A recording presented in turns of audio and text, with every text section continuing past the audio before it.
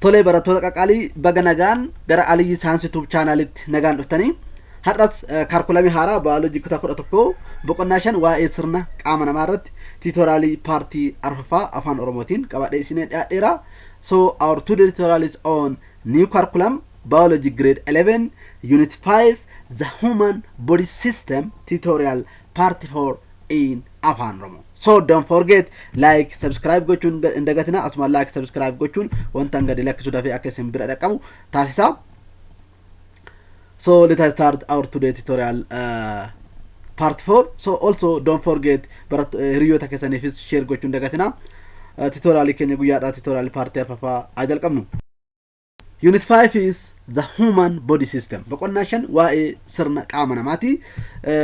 Content no hin qabiyyeen boqonnaa 5 jala jiru tutorial part tokko faraan laalle kan turre the human musculoskeletal system sirna maashaalee fi lafee qaama namaa laalle turre 5.11 types of muscles shan tuqaa tokko irratti gosoota maashaalee laalle turre 5.12 mechanism of action of the skeletal muscle akkata maashaaleen itti hojjetan maashaaleen lafee fi maashaaleen biroos kan itti hojjetan laalle turre 5.13 the human axial and appendicular skeleton akkasuma lafeen sirna qaama namaa iddoo lama qoodama isaanis lafee siqqee yookiin lafee axial jennuu fi lafee appendicular yookiin lafee qochomaa kanneen jedhaman tokko laalle turre jechuudha. And also 5.14 the joints akkasuma shan tuqaa tokko afur irratti waa'ee busaawwanii laalle turre jechuudha.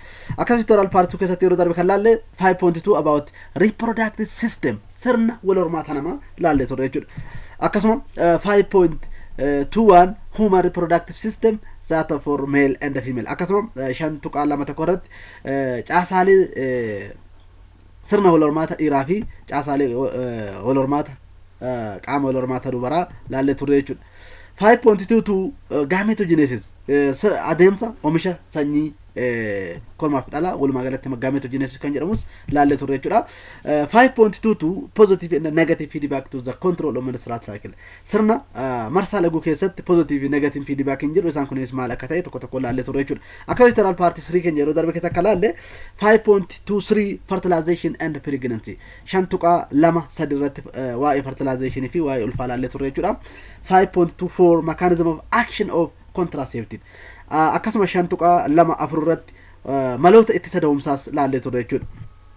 5.25 cause of infertility in human shan tuqaa lama irratti wantoota maseenummaa dhala namaatti fidan maali kan jedhu laalle turre.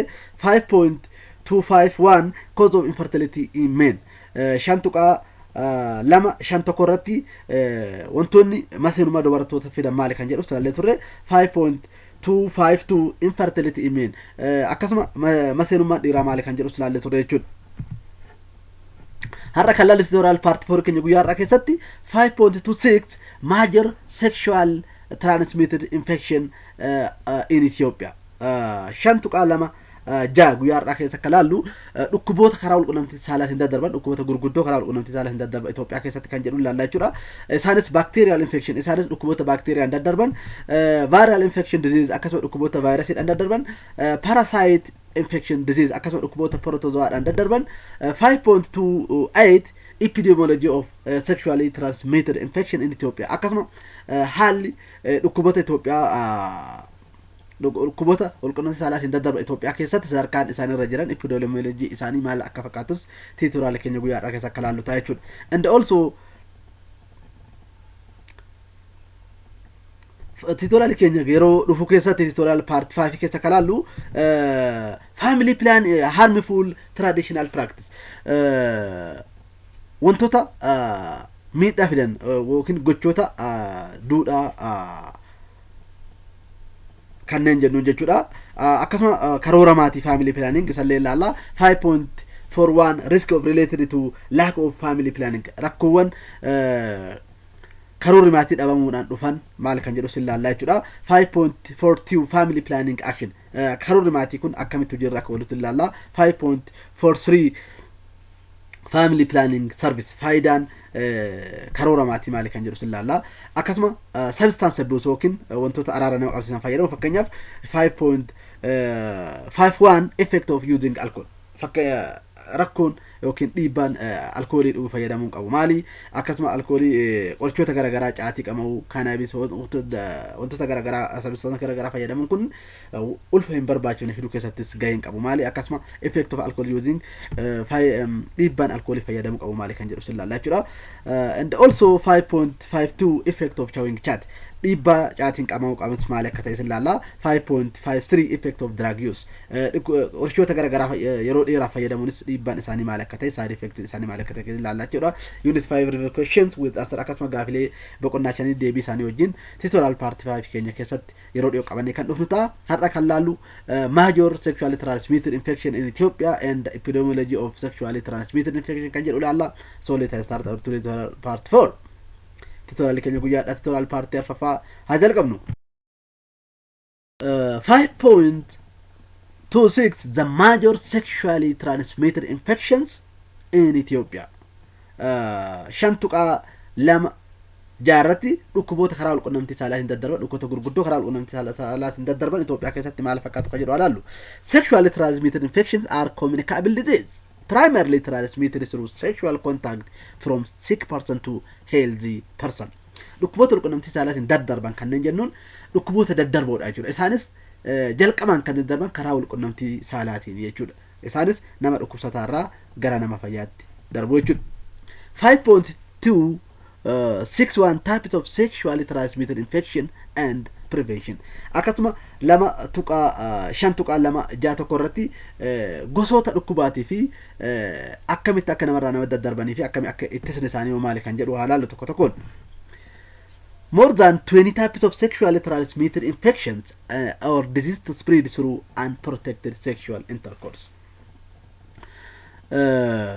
dhukkuboonni walqunnamtii saalaatiin daddarban baay'een isaanii gosa 20 kan ta'uu danda'an kora 20 ol kan jiran isaanis karaa walqunnamtii saalaa daangaa hin qabne yookiin walqunnamtii saalaa ittisa tokko malee namni raawwatuun kan daddarbanidha jechuudha the major causative agent of pathogens agents or pathogens are dhukkuboota kanneeniif wantoonni kunniin kan ittiin daddarban keessattuu pathogen yookiin jarmoonni kunniin maal fakkii jiru tokkoffaa bakteeriyaadhaan daddarbu baay'inaan dhukkuboonni walqunnamtii saalaa inni biraa karaa vaayirasiitiin illee hin daddarbu jechuudha akkasuma parasiteidha jechuudha isaan kunniin baattoo yookiin dhukkuboota namarraa namatti kan daddabarsanidha jechuudha bacterial tokko halaalu bacterial infection disease dhukkuboonni bakteeriyaan daddarban kan akkamitti kan jedhu halaalu bacterial infection include the first bacterial vaginosis dhukkuba bakteeriyaa kan naannoo qaama saalaa dubartii miidhuudha the second one is Chlamydia dhibee jedhamudha the third one is Syphilis dhukkuba fanxooti the fourth one is Gonorrhea dhukkuba cobxooti jechuudha the fifth one is Chancroid dhukkuba Chancroid jedhamu isaan kunniin dhukkuboota bakteeriyaan namarraa namatti daddarbanidha jechuudha tokko tokko mee bal'inaan halaallu bacterial vaginosis halaallu dhukkuba bakteeriyaan darbu naannoo qaama saala dubartii kan miidhu halaallu bacterial vaginosis is a type of vaginal inflammation caused by overgrowth of bacteria naturally found in vagina bacterial vaginosis dhukkubni jedhamu dhukkuba bakteeriyaan naannoo qaama saala dubartii yookiin naannoo buqushaa irratti bakteeriyaan uumamaan jiran yoo humnaa ol kabaa'atan ta'e baay'inaan bakteeriyaan uumamaan qaama saala dubartii keessa jiru kun yoo hama barbaadamu ol ta'e dhukkuba bacterial vaginosis kana fiduu danda'a jechuudha bacterial vaginosis increase the risk of developing a post-surgical infection and cause infection of the uterus, fallopian tubes and infertility. Dhibeen vaginosis kan jennu kan bakteeriyaan dhufu kun dhibee sadarkaa baqaqsanii yaaluu tettillee haga sadarkaa sanii infekshinii sadarkaa sanii uumuu danda'a jechuudha. It causes fakkeenyaaf uterus infection yookiin ammoo infekshinii dhaaba gadaamessaa irratti infekshinii uumuu danda'a. Akkasuma fallopian tube yookiin ujummoo ovarii irrattis infekshinii uumuu danda'a. Dhuma irratti infertility yookiin maseenummaa fiduu danda'a jechuudha dhibeen kun. Causative agent is called bacterial vaginosis. Kanaafuu dhibeen kun baattoon dhibee kana dabarsu paathoogeniin bacterial vaginosis jedhama jechuudha. Kanaafuu dhibeen kunis maqama bakteeriyaa kanarraa kan moggaafameedha. Means of transmission is sexual contact. Dhibeen kun bacterial vaginosis karaa inni ittiin daddarbu karaa walqunnamtii saalaatiin jechuudha. Tuqaatii walqunnamtii saalaatiin. Symptoms: vaginal discharge, thin or grey water or green, foul smell, or shiny vaginal odors. Vaginal itching, burning during urination are a symptom of bacterial vaginosis. Kanaaf mallattooleen dhibee bacterial vaginosis kan jennu kunneen tokkoffaa vaginal discharge karaa qaama dubartii yookiin qushaa dubartiirraa dhangala'aan haphii ta'e bifa adii yookiin bifa magariisa yookiin bifa geerii ta'e yookiin daalash ta'e kan qabu dubartiirraa qaama dubartii keessaa dhangala'aan fisaashiin yookiin dhangala'aa haphii kan dhangala'u yoo ta'e mallattoo dhibee kanaa ta'uu danda'a jechuudha. Akkasuma dhangala'aan kun foolii xiraawaa qaba jechuudha. Akkasuma naannoo qaama dubartii saalaa kana kan hoosisu yoo ta'e yeroo isin fincooftu kan gubu yoo ta'e mallattoo dhibee bacterial vaginosis ta'uu danda'a jechuudha. Prevention or treatment: protect sexual contact and medical treatment. Dhibee kana ittisuuf yookiin irraa fayyuudhaaf treatment yaalli isaaf wal'aansaaf taasifamu jalqaba irratti protect sexual contact walqunnamtii saalaarraa of qusachuu qabna jechuudha. Inni lammataa immoo mana yaalaa dhaqnee medical treatment yookiin wal'aansa argachuun barbaachisaadha jechuudha. The prevalence of bacterial vaginosis in Ethiopia ranges from 2.8 to 90.4. Prevalence hammi percentiidhaan namoonni Itoophiyaa keessatti dhibee bacterial vaginosis qaban kana yoo prevalence isaa yoo ilaallu 2.8 haga 19% dhibee kanaan namoonni qabamoodha jechuudha Itoophiyaa keessatti. The second one is Chlamydia. Dhibeen bacterial darbu inni lammaffaa Chlamydia kan jedhamudha. Chlamydia is a common sexually transmitted infections that caused by bacteria called Chlamydia trachomatis or C. trachomatis jedhamuudhaan bacteria beekamu kan dhibeen Chlamydia kan jedhamu kun dhibee baay'inaan karaa walqunnamtii saalaatiin daddarbuudha beekamaadha. Karaa walqunnamtii saalaatiin dhibee daddarbuudha. Innis kan namarraa namatti daddarbuun bacteria Chlamydia trachomatis jedhamuun kan darbuudha jechuudha. Chlamydia infection spread through sexual contact when vaginal fluid or semen containing bacteria that cause chlamydia travels from one person to another. Dhibeen chlamydia kan jedhamu kun karaa inni ittiin daddarbu karaa walqunnamtii saalaatiin jechuudha. Innis yeroo dhangala'aan qaama dubartii keessaa yookiin ammoo dhangala'aan qaama dhiiraa keessaa ba'u baakteeriyaa kana kan qabaatu ta'e nama dhibee kana qabamerraa nama fayyatti darbaa jechuudha dhibeen kun. Kanaafuu dhibee kana disease of chlamydia fakkii kanarraa olaale figure 5.27 irraa olaale dhibeen kun keessa qaama saalaa kan madeessuudha. Keessa gara keessaa dhibee madeessuudha. Qaama saalaa keessa isaa kan madeessuudha kan madeessuudha jechuudha. Kanaaf fakkeenyaaf kun qaama saalaa keessaa addaan banamee gaafa ilaalamu dhibee baakteeriyaan kun baay'ee madeesseera. Dhibee chlamydiyaan qabamuusaa nutti agarsiisa jechuudha fakkii kanarraa olaale. The third one is Syphilis. Inni sadaffaan dhibee fanxooti jechuudha.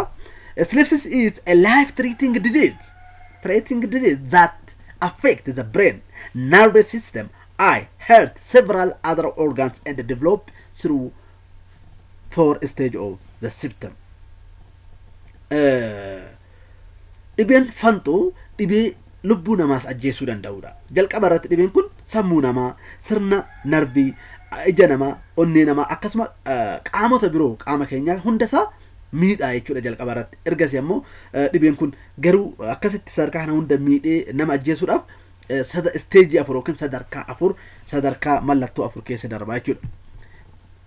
Stage dhibeen fanxoon keessa darbu timing yookiin turtiin isaa yeroo inni sadarkaa tokko irraa sadarkaa biraatti darbu and symptoms mallattoolee inni agarsiisu maali kan jedhu ilaallu.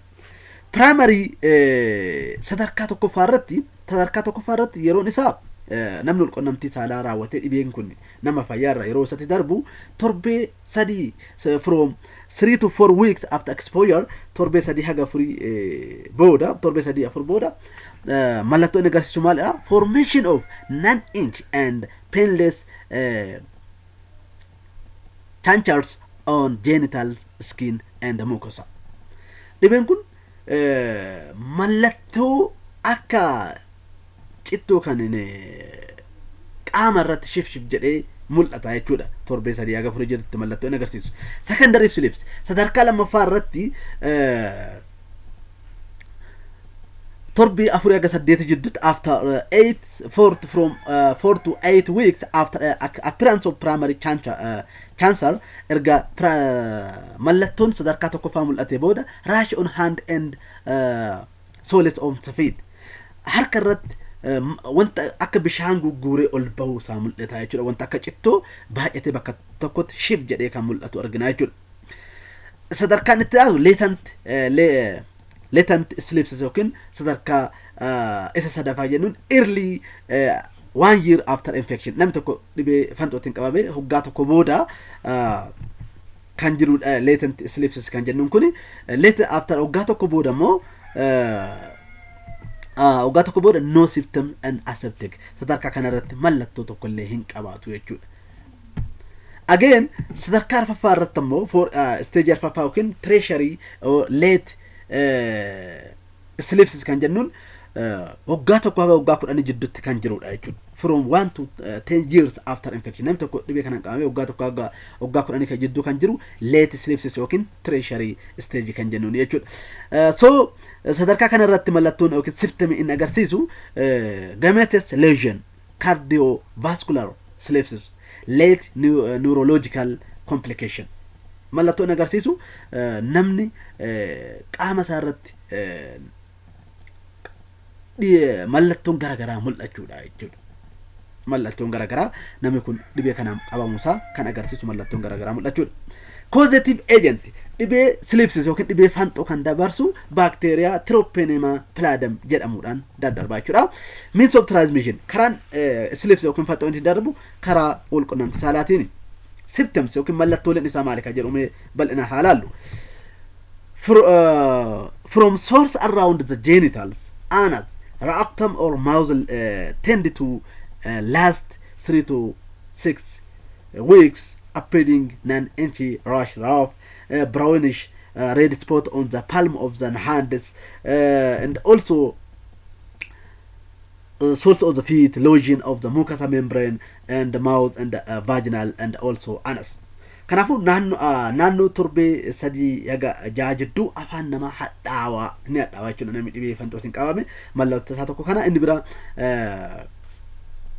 harka namaa keessa hin barrataa quba namaa yookiin naannoo qaama saalaa irratti illee mammadeessu akkasuma qaama namaa irratti shif jedhee mul'ata jechuudha harka ganaa keessa gaafa laallu sirriitti hin barrataa spooti wanta akka tuqa harka namaa keessatti mul'ata jechuudha. Akkasuma garaacha namaa yookiin qaama namaa irratti barratee qaamni namaa barratee mul'ata jechuudha. Kun mallattoolee fanxooti jechuudha. Akkasuma qaama namaa yeroo akkuma duratti isiniin jedhe qaama namaa irratti akka cittoo ta'ee bishaan guuree ka ol ba'u ta'a jechuudha. Lesion on mucous membrane inni jennuun isa kana jechuudha.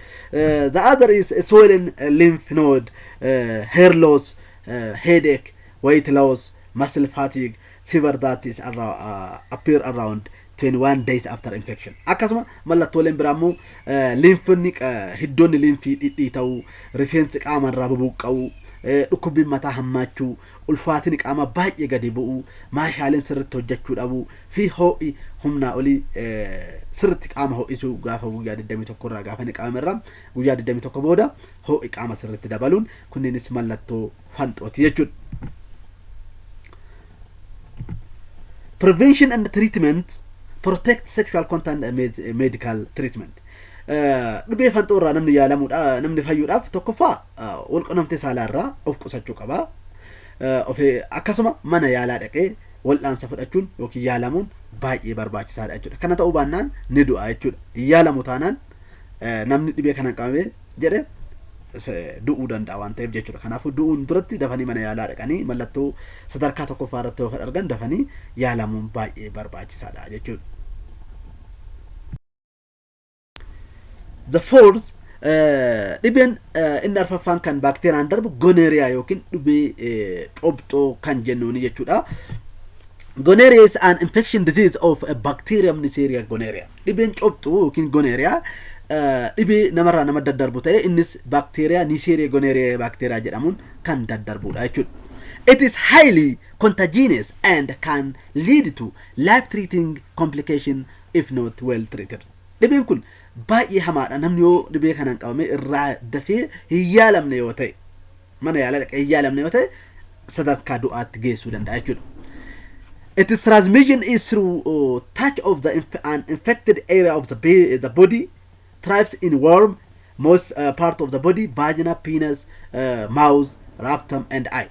Dhibeen kun kan ittiin daddarbu naannoo qaama nama dhibamee san naannoo qaama nama dhibamee san qaama namaa dhibamee san yoo tunne isa soo jennu qaama namaa madaa isaa ta'uu danda'a, dhangala'aa qaama isaa keessa karaa qaama saalaa keessa bahuu danda'a, ka afaaniin bahuu danda'a, ka karaa munneeti yookiin karaa ijaatiin bahuu danda'u, imimmaa illee ta'uu danda'a.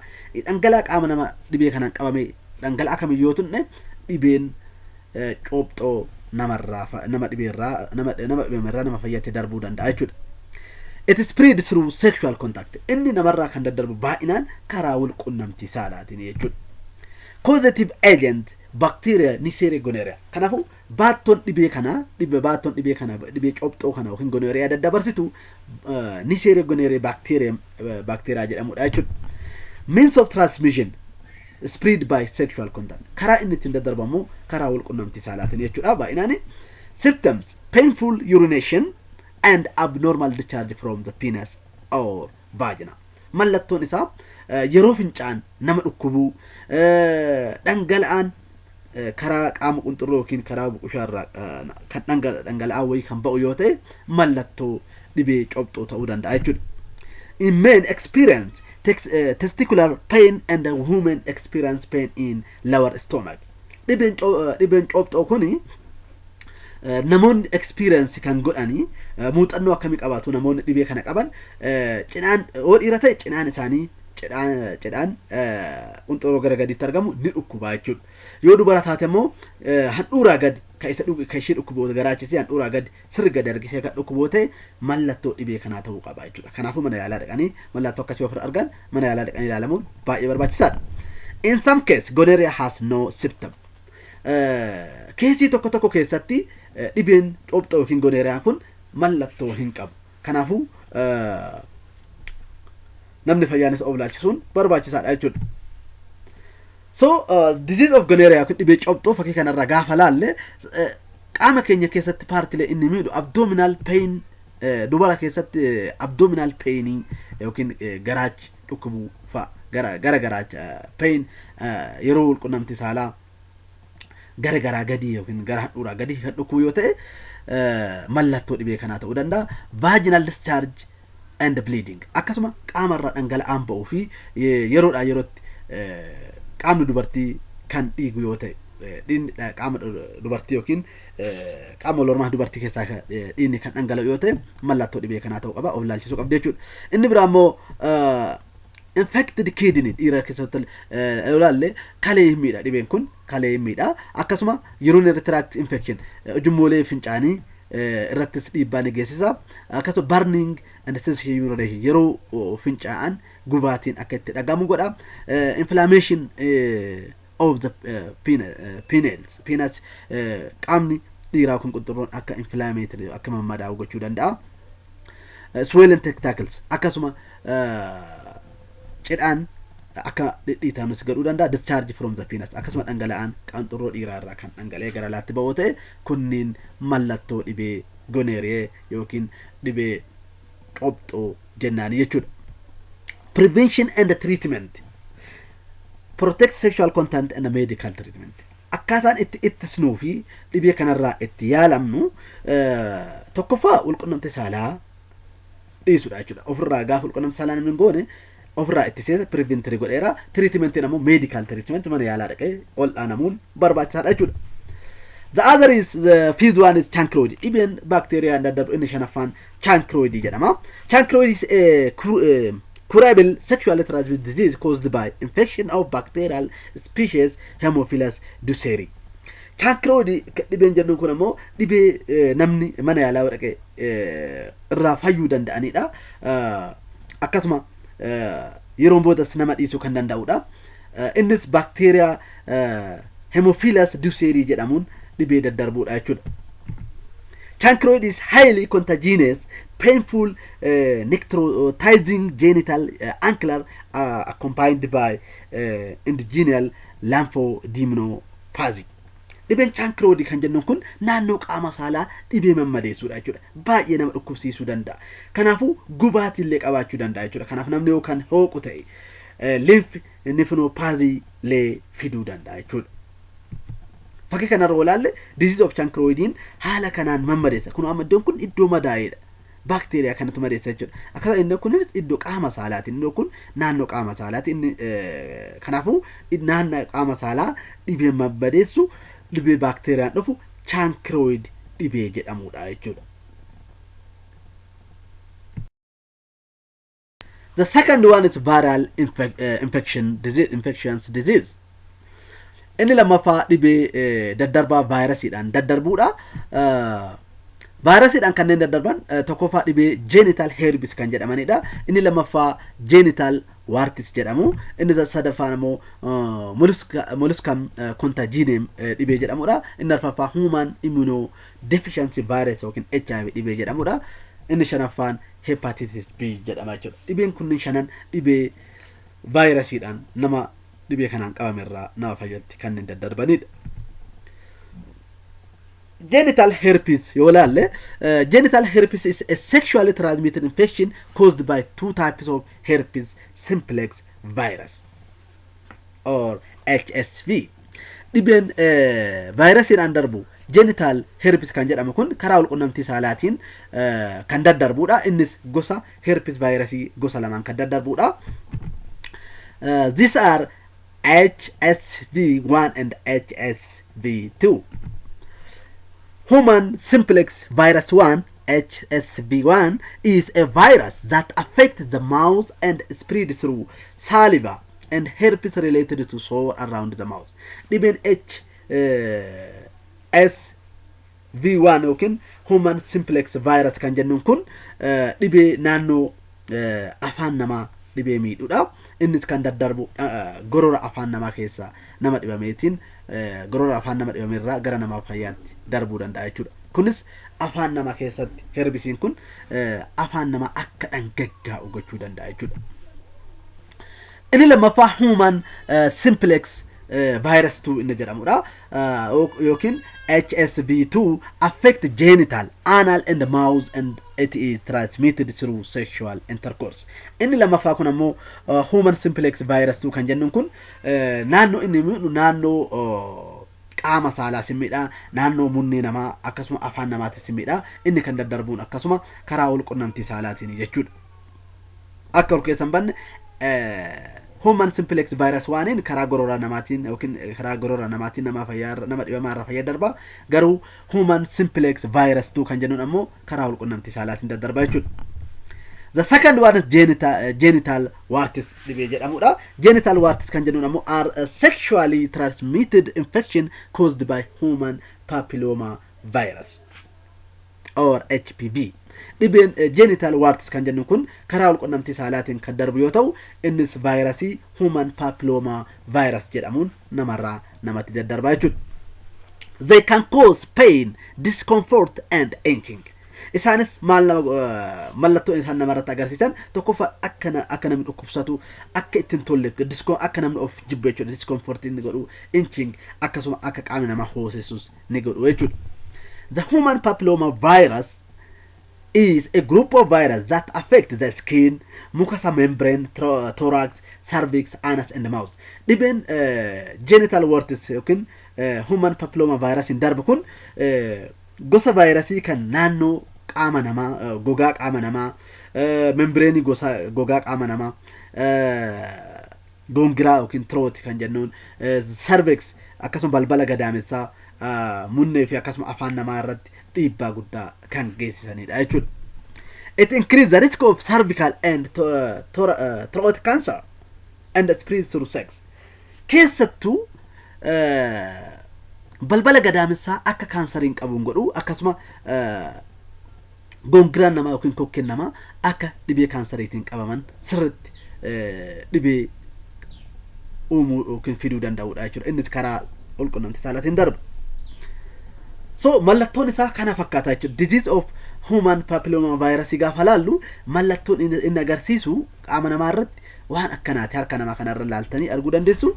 Isaan kunneen mallattoo dhibeen genital warts yookiin human papilloma virusiin namarratti agarsiisudha jechuudha. Inni sadaffaa kan virusiin an daddarbu Molluscum contagiosum dhibee jedhamudha. It is a contagious viral infections, skin infection caused by box virus that called Molluscum contagiosum virus that affect both adult and children. Dhibeen kun dhibee vaayirasii baay'ee hamaa ta'ee fi box virusidhaan yookiin Molluscum contagiosum virusidhaan kan daddarbu yoo ta'u innis nama jabaa fi daa'immanis kan miidhudha jechuudha.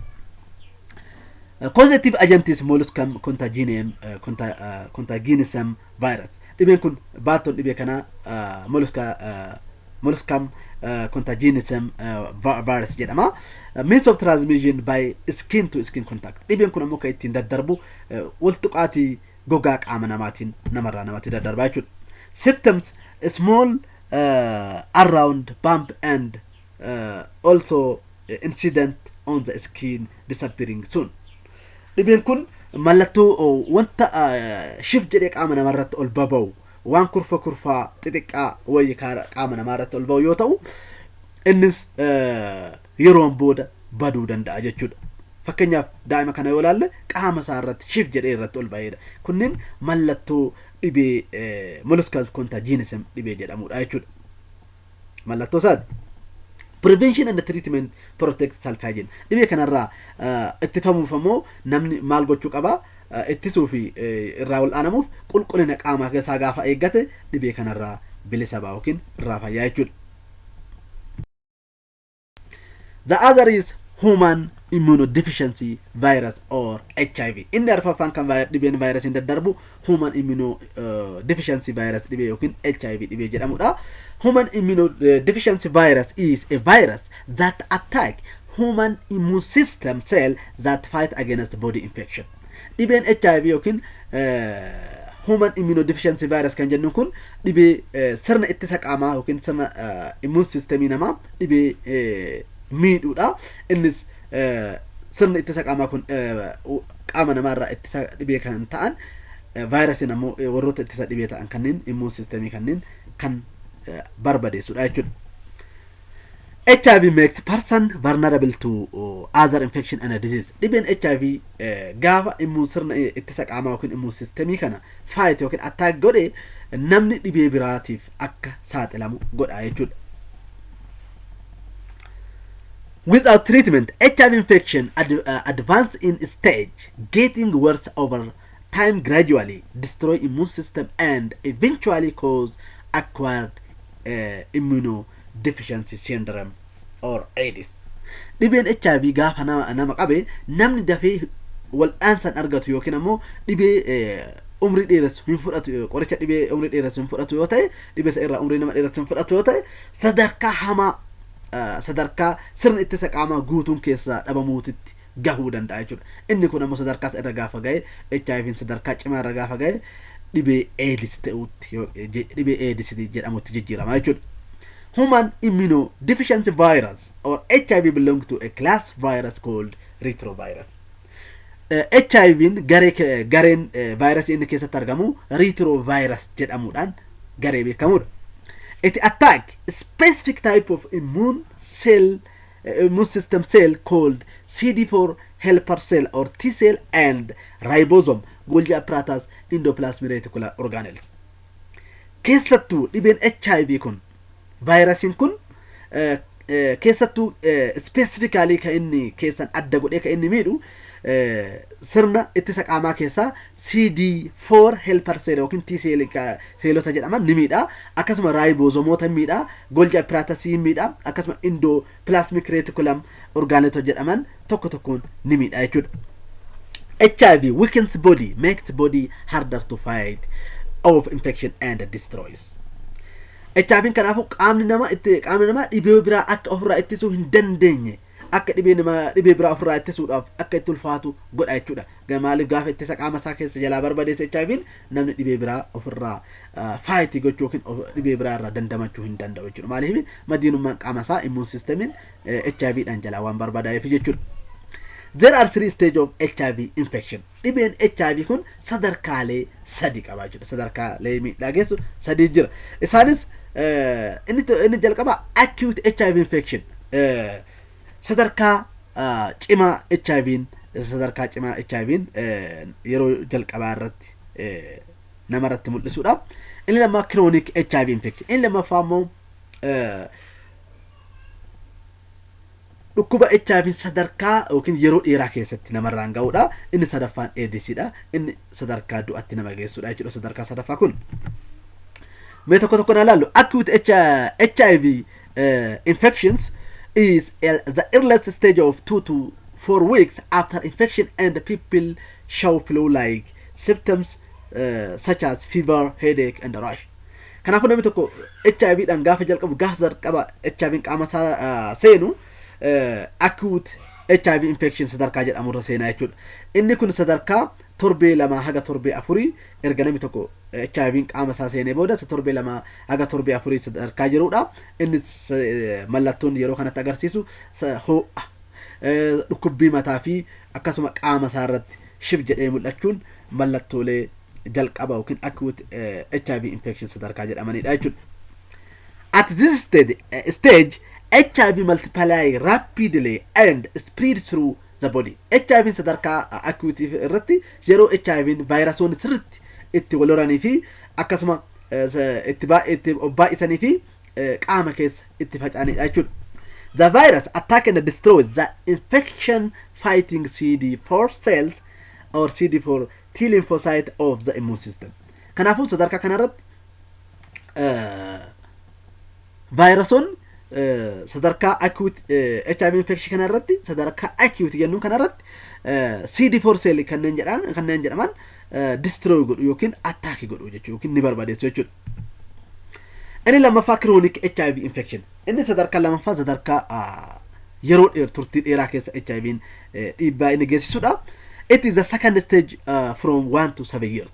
Inni kun chronic HIV infection kan jennuun sadarkaa lammaffaa waggaa tokko haga waggaa 7 jidduu sadarkaa jiruudha jechuudha. It is called a systemic HIV infection or clinical latency at HIV continues to multiply in the body and usually advance to AIDS. Sadarkaa chronic HIV infection jennuun kana keessatti mallattoon HIV baay'ee hin jiru jechuudha. Mallattoo wanti inni agarsiisu jechuudha. Qaama keessa jiraatu mallattoo baay'inaan kan hin agarsiisnee fi clinical latency yookiin sadarkaa namni itti wal aanamuu qabuudha jechuudha. HIV infection continue to multiply. Garuu sadarkaa kana keessatti HIV qaama keessa faca'ee jiru sun akkuma of baay'isaatuma itti fufaa jechuudha. Akkasuma deemee sadarkaa AIDSitti yeroo itti dhiyaatu latency infection clinical latency yookiin chronic HIV infection stage jennaan jechuudha. Inni sadaffaa the third one is AIDS is the final stage of 10 years and above. Kana inni sadaffaa AIDSdha. AIDSin sadarkaa dhumaa yoo ta'u hoggaa 10 fi isaa ol sadarkaa jiruudha jechuudha. This is the most severe stage of HIV infection in which HIV severely damage the immune system and the body cannot fight off opportunistic infection such as tuberculosis, tumor, number of CD4 cells decrease. Sadarkaa AIDS kanarratti stage dhumaa kanarratti sadarkaa HIV sadarkaa hamaa irratti ga'ee sirni ittisa qaama nama keessa jiru tokko dhibee tokko irraa nama ittisuu hin dandeenye fi namni dhibee tuberculosis, dhibee sombaa, dhibee kaansarii akkasuma dhibeen garagaraatiif saaxilamu sadarkaa AIDS kanarratti jechuudha. Without treatment, people with AIDS typically survive about 3 years.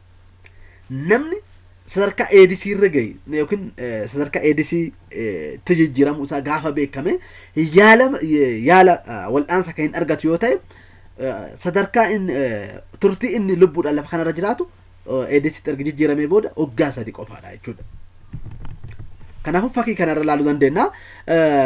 Jalqaba irra kan jiru primary infection torbee 2 haga 4 kan jirudha. Yeroo kana keessatti yeroo HIV'n itti baay'isuu fi sirna ittisa qaamaa attack godhuudha jechuudha. Akkasuma sadarkaan itti aanu chronic stage kan jennuun chronic HIV infection yookiin clinical latency sadarkaa jedhamudha. Sadarkaan kun ammoo waggaa tokko waggaa torbaatti sadarkaa jirudha. Innis gara HIV geessa jechuudha booddee isaa. HIV namoo HIV keessa namni gara AIDS itti geessa. AIDS sadarkaa symptom of AIDS jalatti ammoo maaltu jira? Continuous symptom jiru opportunity disease dhibeen garagaraa qaama dhukkuboonni garagaraa qaama namichaa keessa argamudha. Akkasuma du'aaf geessudha jechuudha. Sadarkaa du'aaf ga'u kana keessatti hammi HIV RNA copy inni itti qabu yoo ilaalle torbarra ga'uu danda'a jechuudha. 10 the power of 7 irra ga'uu danda'a. Akkasuma the other is people at AIDS stage have CD4 count if you're than 200 cell per millimeter cube. Kanaafuu namoonni AIDS sadarkaa AIDS irra gan HIV dhaan qabanii sadarkaa AIDS irra gan CD4 yookiin T celliin isaanii baay'inaan haga 200 qofa ta'a jechuudha. Haga 200 per millimeter cube dhaan gaafa laal. Garuu namni fayyaa the healthy immune system CD4 counts are between 500 to 100 1060 600 cells per meter cube. Garuu nama fayyaa gaafa laallee CD4 isaa gaafa lakkoofnu 500 haga 1600 kan ga'anidha jechuudha. 500 ol haga 1600 per millimeter cube CD4 cell qaba jechuudha namni fayyaan. The fifth one is hepatitis B. Inni shanaffaan hepatitis B kan jedhamudha. Hepatitis B is a viral infection that attack liver and cause both acute and chronic liver disease.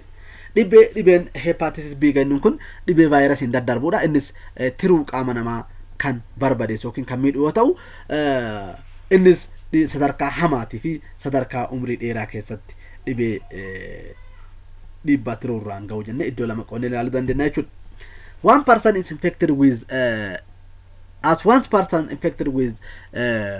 hepatitis B, the virus remains semen, blood and other bodily fluid.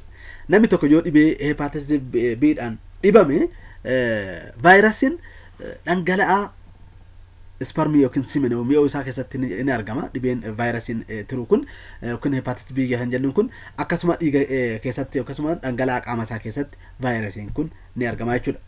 People with acute hepatitis B develop liver cancer disease that is known as cirrhosis and hepatocellular carcinoma that cause liver failure lead to death. Namoonni acute yookiin dhibee tiruu hamaa yookiin acute hepatitis B dhaan qabaman tiruun isaanii kaansaritti gara dhibee kaansarii kan qabamtu yookiin dhibee kaansarii godhatti. Innis dhibee kaansarii gosa lama jira. Kan tiru kun cirrhosis kan jedhamuu fi hepatocellular carcinoma jedhama jechuudha. Inni kunis tiruun akka dadhabdu yookiin hojii ishii dhaabduu fi namni akka du'u kan godhudha jechuudha. Vaccine prevent hepatitis B disease effectively and make safe. Kanaafuu dhibeen kun talaalli qaba jechuudha. Kanaafuu dhibeen hepatitis B vaaksiinii gaafa namni dhibeen kana qabate yookiin talaalli isaa gaafa fudhate guutumaan guututti irraa fayyuu danda'a jechuudha. The World Health Organization estimated that about 296 million people were living with chronic hepatitis B infection in 2090, with 101.5 million away new infection each year. Akka dhaabbanni fayyaa addunyaa tilmaamutti bara 2019 keessa namoonni miliyoona 296 dhibee tiruu hoggaa dheeraa nama wajjin turuu yookiin chronic hepatitis B dhibamanii kan argaman ta'uu fi akkasuma namoonni miliyoona 1.5 hoggaarra dhibee tiruu kanaan qabamu dhaabbanni fayyaa addunyaa mirkaneessana yookiin ibseera jechuudha. And also 820,000 deaths from cirrhosis and hepatocellular carcinoma or liver cancer. Akkasuma dhibee cancerii through cirrhosis fi hepatocellular carcinoma kanneen jedhaman kan jedhamurraa namoonni 1820 hoggarraa akka du'an qorannoon dhaabbata fayyaa addunyaa mirkaneesseera jechuudha. The causative agent is virus yookiin hepatitis B virus jedhama jechuudha. Baattoon dhibee hepatitis B virus dhibee jedhamudha jechuudha. Means of transmission akkaataa inni daddarbiinsa isaa dhibeen hepatitis B dhibeen tirii kun akkamiin namarraa nama daddarba kan jedhu ilaallu. Sexual contact with infected person nama dhibee hepatitis B dhaan qabame wajjin wal qunnamtii saalaa kan raawwatan yoo ta'e namni dhibee kanaan qabamuu danda'u jechuudha. The other use of non-sterile injection wantoota qara qaban wal wajjin fayyadamuunis dhibee hepatitis B kana nama dhibameera nama fayyada dabarsuu danda'a jechuudha. Puncture of the skin with sharp object infected with the virus. Akkasuma dhibee nama dhibee kanaan qabame qaama isaa murame dhiiga isaa qaama keenya kan qabuute kunis dhibee kana daddabarsuu danda'a. Blood and bodily fluid akkasuma dhiigaa fi dhangala'aan qaama nama dhibee kanaan qabame irraa ba'us dhibee hepatitis B kana daddabarsuu danda'a jechuudha. Symptoms yellow of the skin and eyes or jaundice, dark urine, extreme fatigue, nausea, vomiting, and abdominal pain. Mallattooleen hepatitis B dhibee hepatitis B kan maalidha? Tokkoffaa qaamni namaa bifa keelloo godhachuu yookiin iji namaa keelloo ta'uu yookiin boorachuu, dark urine fincaan namaa kan gurraachatu yoo ta'e, baay'ee fedhiin soorataa baay'ee kan gadi bu'u yoo ta'e, kan nama lolloojessu yoo ta'e yookiin nama huqqisiisu yoo ta'e fi akkasuma garaachi namaa kan nama dhukkubu yoo ta'e mallattoo hepatitis B ta'uu danda'a jechuudha. Kanaafuu mana yaalaa dhaqanii of laalchisu. Mallattoo kana namni ofirra arge mana yaalaa dhaqee of laalchisuun barbaachisaadha jechuudha. Prevention and treatment, protective sexual contact and safe from any contact of bodily fluid or contamination. Haalli yaalasaa tokkoffaa ol qunnamtii saalaa raawwachuu dhiisuu, qaama dhangala'aa qaama namaarraa ba'e tuquu dhiisuu, meeshaalee namni dhibame sun itti fayyadame qaqqabuu yookiin itti fayyadamuu dhiisuun dhibee kanarraa of qusachuun danda'ama. Akkasuma mana medical treatment yookiin mana yaalaa dhaqanii talaallii fudhachuunis baay'ee barbaachisaadha. Dhibee kanaan nama irra qabame irraa fayyuudhaaf talaallii fudhachuun barbaachisaadha jechuudha.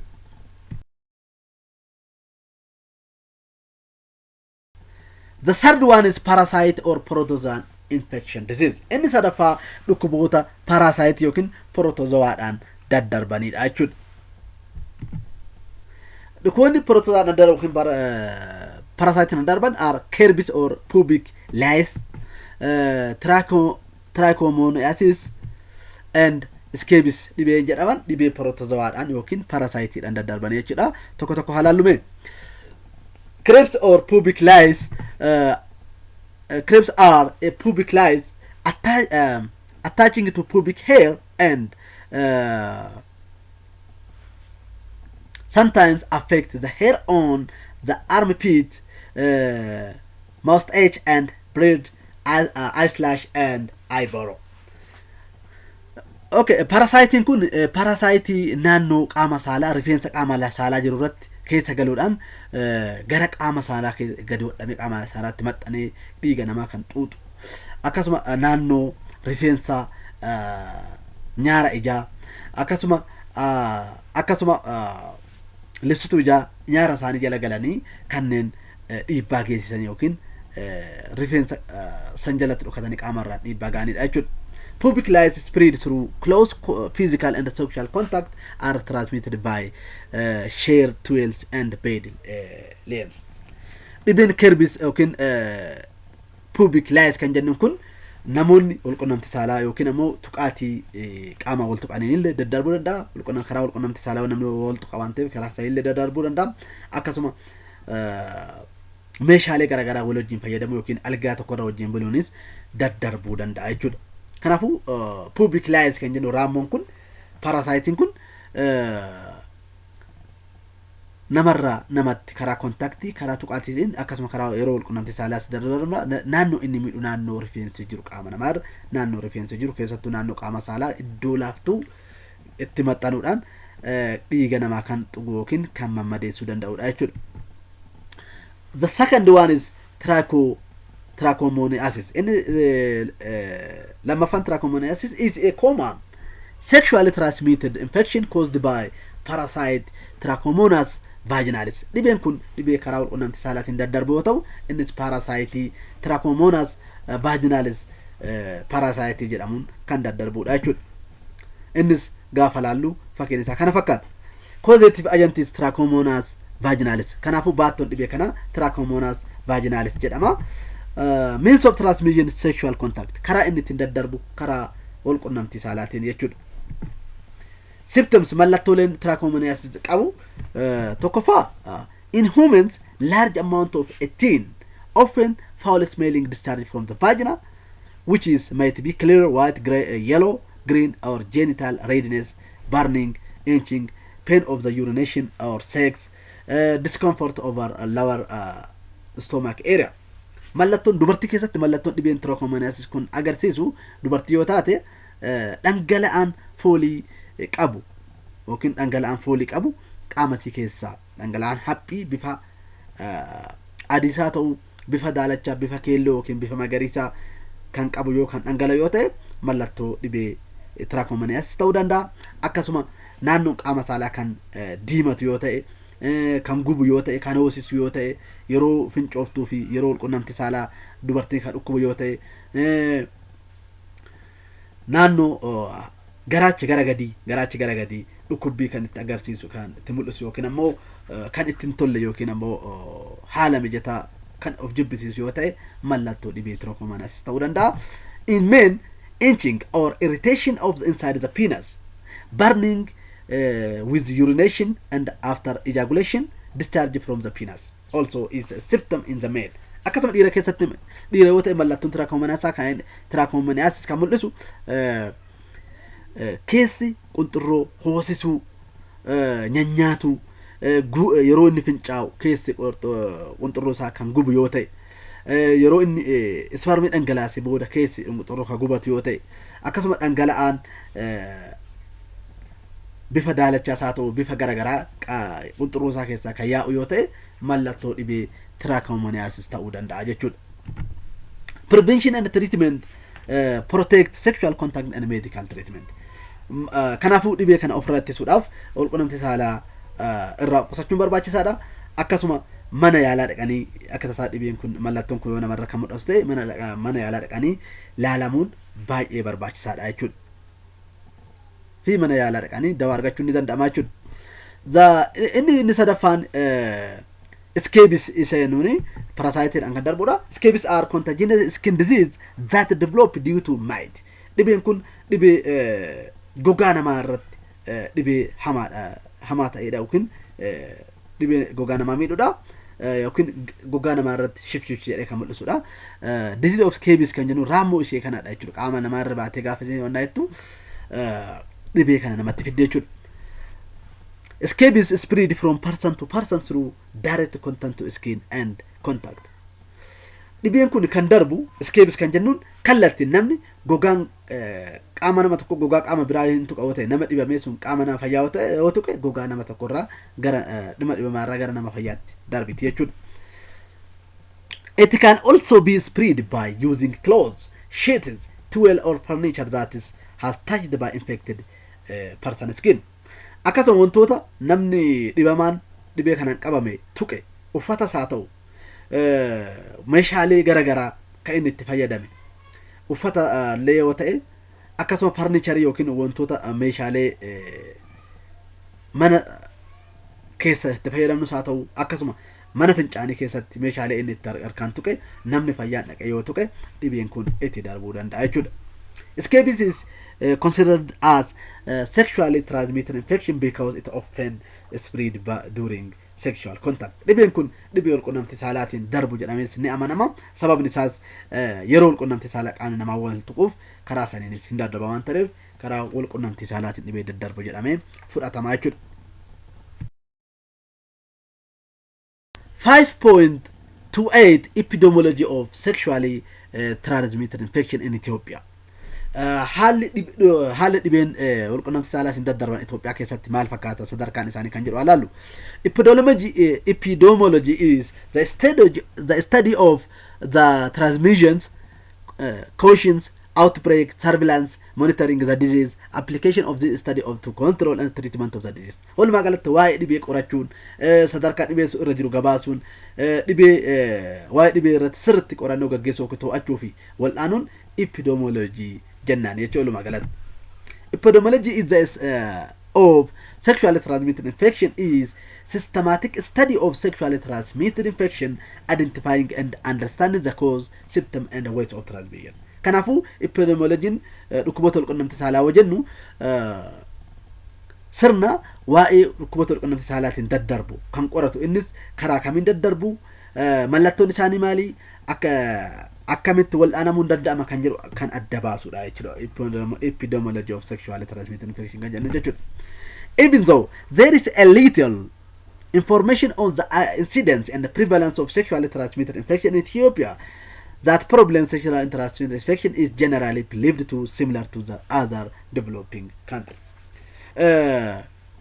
Ethiopia كسر كقول نكراول قنام تسالات تدر بنكون prevalence إنساني information يمكن جهان نجرو جرو ركون كن بيوتا قد تاجر وجين والبرق أمني ولال حالة ثانية ولتريات تاجر أمي فرقة ما يشود.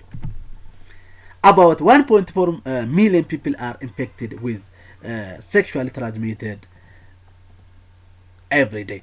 لكو نموني أكد الدنيا تولال نموني توكو توكا مليون توكو توكا فور لكو والقنام ثلاثين غيارة نمير أمو يجود يمكن نكبم. In Ethiopia, the highest reported rate of sexually transmitted found among 50 to 24 years old. Ethiopia كيست نمون القنام تسالاتين لكوبات القنام تسالاتين كمان يروبا يريبورتد وكان كان جبام كابو نموت عمر إثاني دقدمي كل أشياء ياقد دقدمي أفرجران جدوتي لبين القنام تسالakun جيورا reporting كان قول أمو إسان كان الرأي إسان كان تقابا ما يجود.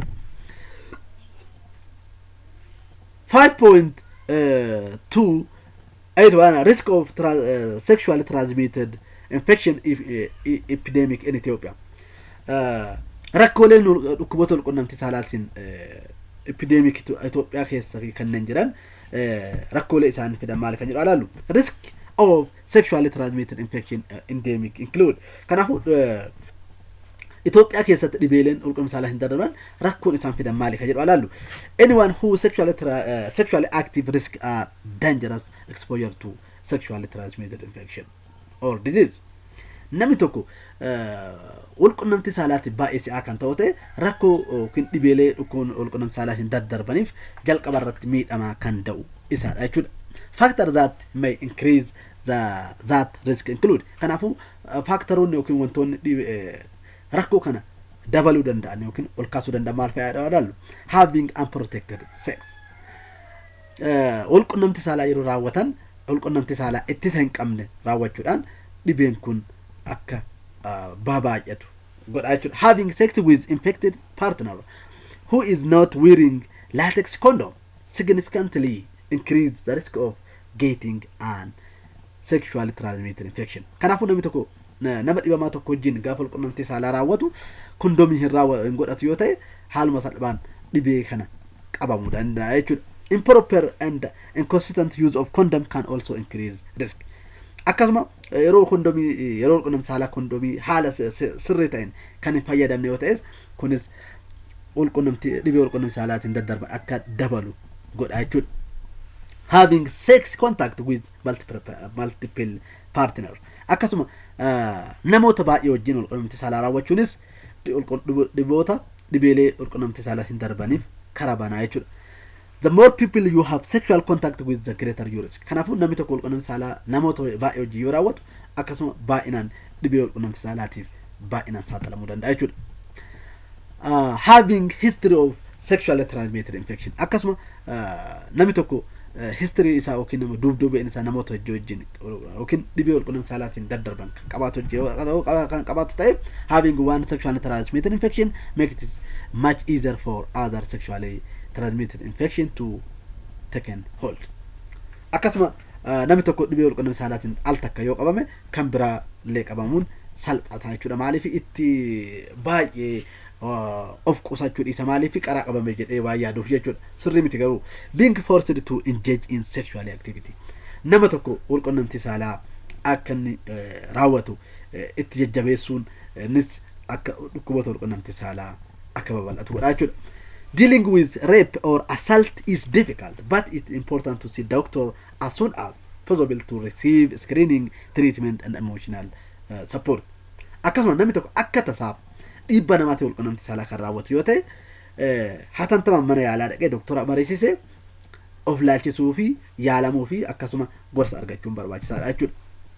Misuse of alcohol or use of recreational drugs. It also substance that misuse can inhibit your judgment, making you more willing to participate in risky behavior. Akkasuma dhugaatii dhuguun yookiin alkoolii dhuguunis namni akka kaka'ee walqunnamtii saalaa seenee walqunnamtii saalaa raawwatee dhibee walqunnamtii saalaatiin daddarbanis godha ni godha jechuudha. Injecting drugs akkasuma marfee takkaan dawaa nama hedduu wajjin kan waraannatan yoo ta'e kunis dhukkuboota walqunnamtii saalaatiin daddarban. Needles sharing spread may serious infection including HIV, Hepatitis B and Hepatitis C.